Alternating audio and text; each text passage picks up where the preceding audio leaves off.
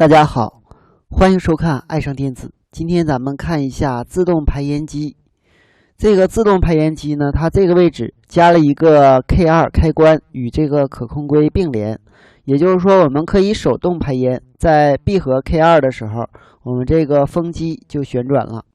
当我们断开手动开关 K2 的时候，这时就进入自动排烟状态，受可控硅的导通与截止的控制。那么我们看这端是火线，这端是零线，220伏输入。当 K1 闭合以后，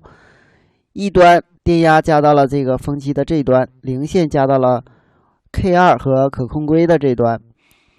另一路呢，通过这个阻容降压，通过二极管整流，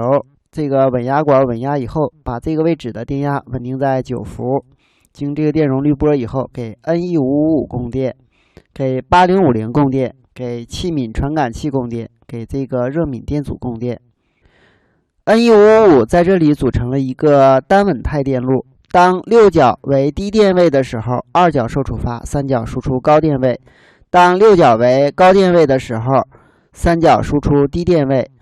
8角、4角皆供电，1角接地，5角相当于没有用。通过 0.1 微法的小电容接地，抗干扰。当室内空气干净的时候，没有油烟的时候，气敏传感器检测到空气清洁 ，B 端的这个电压是呈现一个正常的低状态。那么这时我们这个位置的电压低于 0.7 伏，这个二极管截止，这个三极管积极没有电压，所以三极管是截止的。当室内的油烟增多的时候，由于气敏传感器的 A、B 端内阻减小，那么这个位置导通，由于这儿接的是9伏，所以这个位置电压上升。当超过 0.7 伏时，这个位置的电压当高于 0.6 伏，这时这个三极管就导通了。由于这个三极管导通，这个位置当三极管截止的时候，它为高电位，触发6角。当8050导通的时候，这个位置为低电位，由于它为低电位，2角受触发，3角输出高电位，3角一输出高电位，这个二极管正偏导通，触发双向可控硅控制级，双向可控硅导通，使油烟机开启。另外，当室内温度上升的时候，由于这儿是一个 NTC 的热敏电阻，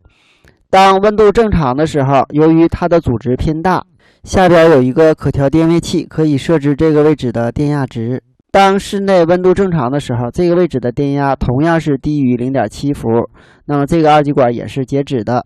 同样，这个位置由于空气清洁，那么这个二极管也是截止的，三极管积极没有电压。当室内温度升高到一定的值，这个位置由于 NTC 热敏电阻它的阻值减小，使这个位置的电压超过 0.7 伏，那么它导通。当我们三极管积极的电压高于 0.6 伏时，积极向发射极有小的电流，其电极向发射极有大的电流，这时这个位置又为低电位。6角由于为低电位，所以2角受触发，3角输出高电位，再次触发可控硅导通，直到室内温度下降以后，使这个位置的电压降低。这时我们的三极管又截止，使6角变成高电位，同时3角输出低电位，可控硅由于没有触发信号就截止了，风机停止运转。气敏电阻就是我们常见的这几种气敏电阻，它能够检测空气中的气体浓度，从而改变它内部的气体吸附率，改变它的导电率，从而达到了检测气体的目的。好，今天咱们就到这里，谢谢大家，再见。